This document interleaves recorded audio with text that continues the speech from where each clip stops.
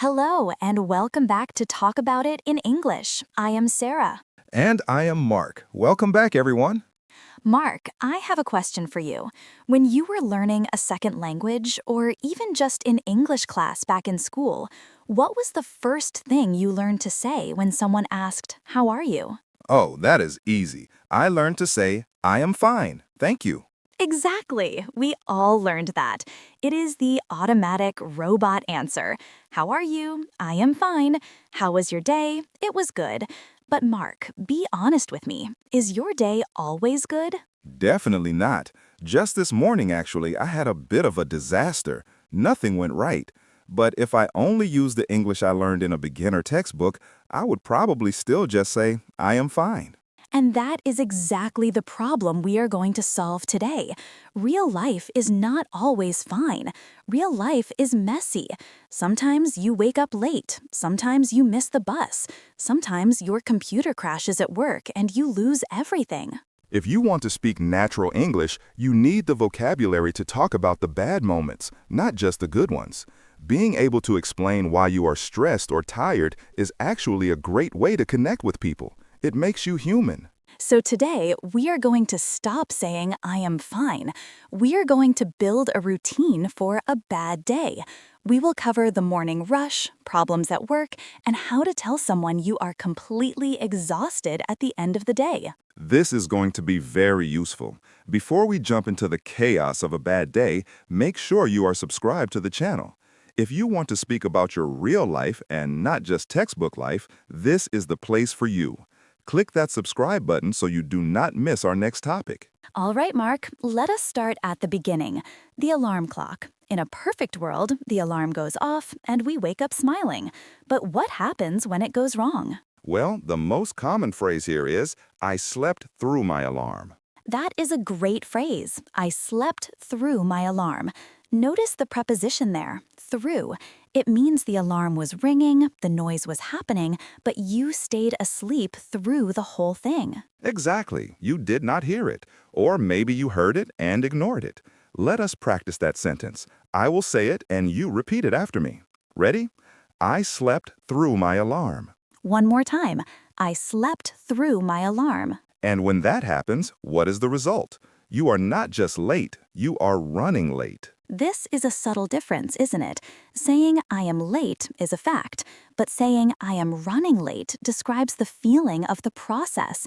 It means you are rushing, you're moving fast because you are behind schedule. Yes, if I call my boss, I might say, I am so sorry I slipped through my alarm, and now I am running late. It implies action. It implies you are trying to get there. Let us try that phrase. I am running late. Repeat it. I am running late. Okay, so you are running late. You rush to the kitchen, you need coffee. What goes wrong next? Oh, this is a classic bad day moment. You spill coffee on your shirt. The worst. To spill. S-P-I-L. This means the liquid falls out of the cup by accident. You spill coffee on your shirt. Now you have a stain. You have to change clothes. Now you are even more late. This is really building up to be a terrible morning. So you change your shirt, you run out the door, you get to the bus stop or the train station, and what do you see? You see the bus driving away. You missed the bus. This is a very common mistake for learners. Students often say, I lost the bus. In English, we do not lose the bus, we miss the bus. Right. If you say, "I lost the bus," it sounds like you owned the bus and you don't know where you put it, like you lost your keys. But you miss the bus. It implies timing. You were too late. Let us shadow that one because it is important. I missed the bus. Make sure you hit the T sound at the end of missed. It is a past tense verb ending in ed, but it sounds like a T. Missed. I missed the bus. I missed the bus. So, let us review our morning disaster story so far. Listen to how Mark puts it all together. It was a nightmare morning.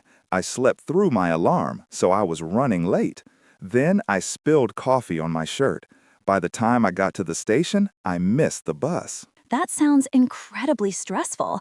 And notice, Mark did not say, I am fine. He told a story. He shared his frustration. That is real English. Now let us move to the commute, the journey to work. Even if you drive, things can go wrong. Traffic. That is the big one. We don't usually say there were many cars. That is grammatically correct, but it is not natural. We say there was heavy traffic. Heavy traffic, like a heavy weight. It means a lot of cars moving very slowly. Or, if the cars are not moving at all, we use a phrasal verb. We say, I was stuck in traffic. Stuck. S-T-U-C-K, like glue. You cannot move. I was stuck in traffic. This is a very common excuse for being late, and it is a very useful phrase to know. Try saying it with that frustration in your voice. I was stuck in traffic. I was stuck in traffic. And if you take the train or the subway, we often use the word packed. P-A-C-K. The train was packed. That means there were so many people you could barely move. It was crowded, but packed is a stronger, more descriptive word. It is like clothes packed in a suitcase. The train was packed. So, you arrive at work. You are already stressed. You are late, you are tired, and now the workday begins. And of course, on a bad day, technology never works. Never. So, how do we describe that? We could say, my computer is broken, but usually in an office, we use specific words for specific problems. If the screen stops moving and you cannot click anything, we say, my computer froze. Froze, like ice. It is frozen. My computer froze. Or if the whole system goes down and turns off, we say it crashed. My computer crashed. That is a moment of panic. Did I save my document? Did I lose my work? Another common one is about the internet. If the internet is not working, we often say the internet is down. The internet is down. Or, if it is working but it is very slow and keeps stopping, we say the connection is spotty. Spotty, that is a good one. Like spots. It works here, it does not work there. It works now, it does not work then. The connection is spotty. Try that. The connection is spotty. Okay, so technology is failing you, but what about the work itself? Sometimes a bad day is just about having too much to do. We have a great metaphor for this. Imagine you are walking in a forest and you step into wet, deep mud and water, a swamp.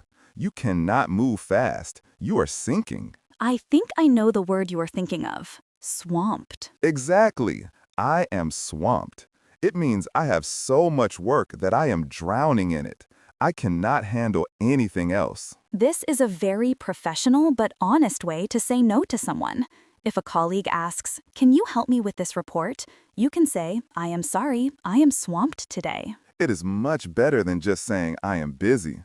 Everyone is busy, but being swamped means you are at your limit. Let us practice that.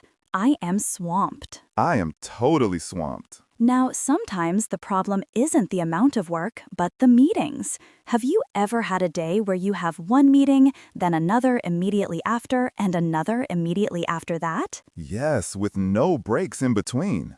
We call that having back-to-back meetings. Back to back, like standing with your backs touching. There is no space between them. So you could say, I have had a terrible day. I have been in back-to-back meetings since 9 a.m. That sounds exhausting. Let us try shadowing that phrase. Back-to-back meetings. Back-to-back meetings. So let us pause and look at our bad day so far. Mark, give us the update. Okay, so after I missed the bus, I was late. Then the internet was down all morning. On top of that, I was swamped with paperwork, and I had back-to-back meetings all afternoon. Wow. If I asked you, how was your day, and you said that, I would feel much more empathy for you than if you just said, I am fine. Exactly. You are sharing your reality. Now, I want to teach a very specific grammar pattern that we use constantly when we are complaining or describing bad situations. It is the difference between so and such a. This is a classic confusion point for A2 and B1 learners. When do we use which? Here is the simple rule. We use so before an adjective. An adjective describes a feeling or a state.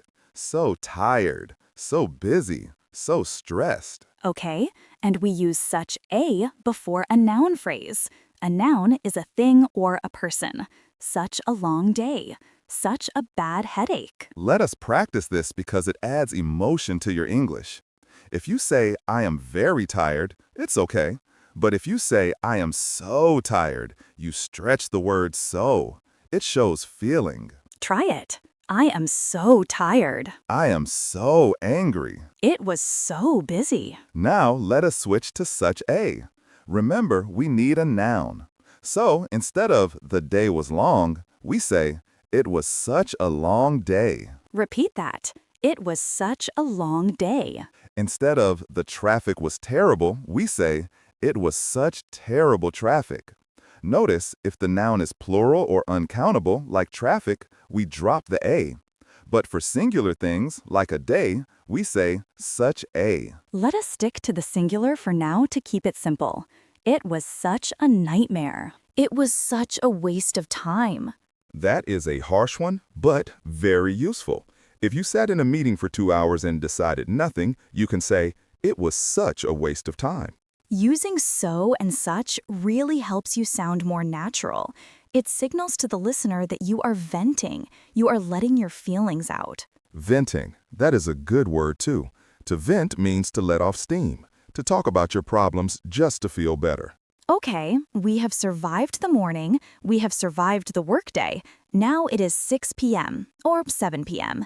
You are finally leaving. How do we talk about this feeling? Well, you are not just tired, you are something more. A great word here is drained. Drained, like a battery with no power left, or a sink where all the water has flowed away. I feel drained. It means you have no energy left, physically or mentally.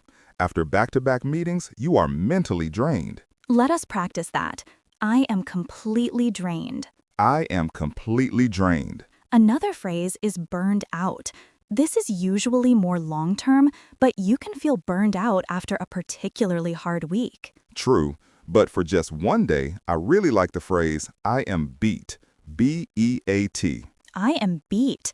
It is casual. It implies you have been fighting the day and the day won.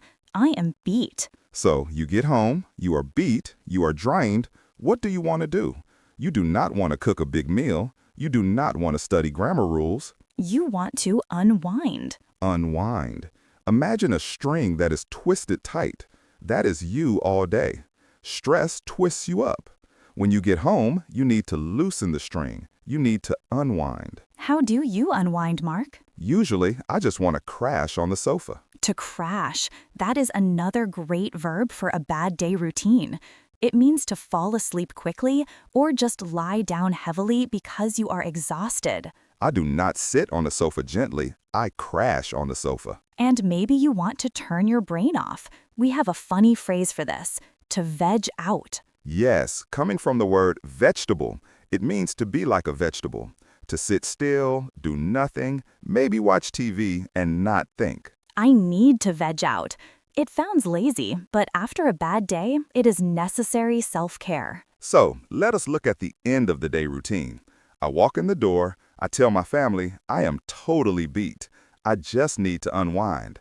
I'm going to crash on the sofa and veg out for an hour. Perfect. That communicates clearly. Do not ask me to do chores. Do not ask me hard questions. Give me space. And that is the power of this vocabulary. It sets boundaries. If you just say, I am fine, people might expect you to cook dinner or help with homework immediately. If you say, I am drained, they understand you need a break. We have covered a lot of pain today, from sleeping through alarms to crashing on the sofa. Let us do a quick recap of the key phrases. I will say the situation, and you try to remember the phrase we learned. Sarah will give the answer after a few seconds. Okay, test time. Situation 1. You did not hear your alarm clock ringing. Phrase. I slept through my alarm. Situation 2. You are not at work yet, but you are rushing because you are behind schedule. I am running late. Situation 3. There are too many cars on the road and they are not moving. I am stuck in traffic. Situation 4. You have too much work to do. You are drowning in work. I am swamped. Situation 5. You have meeting after meeting with no break. Back-to-back meetings. Situation 6. You want to emphasize that the day was very long. It was such a long day. And finally, you have no energy left and you need to relax. I am drained. I need to unwind. How did you do? Did you remember them? If not, do not worry. This video is here for you to watch again. In fact, listening to this twice is better than listening once. Repetition is how these phrases stick in your mouth, not just your head. Now we have a challenge for you, a next step to take immediately. We want you to stop saying, I am fine, for just 24 hours. Your challenge is to notice one negative thing in your day today or tomorrow. It doesn't have to be a big disaster. Maybe the coffee was cold. Maybe the bus was 5 minutes late. Notice it and then say a sentence about it in English. You can say it to yourself, to a friend, or even write it in a comment below this video. Tell us about your bad day in the comments. We want to hear your complaints. Use the pattern, "It was such a," or "I felt so." Writing it down helps you remember it, and seeing other people's complaints will make you realize that everyone has bad days. You are not alone. Learning English is not just about learning how to be polite. It is about expressing your whole life, the good, the bad, and the stressful. When you can share your struggles, you build deeper friendships. So go out there and be honest about your day. Thanks for listening to Talk About It in English. If you found this helpful, please hit the like button. It tells YouTube to show this video to other learners who are having a bad day.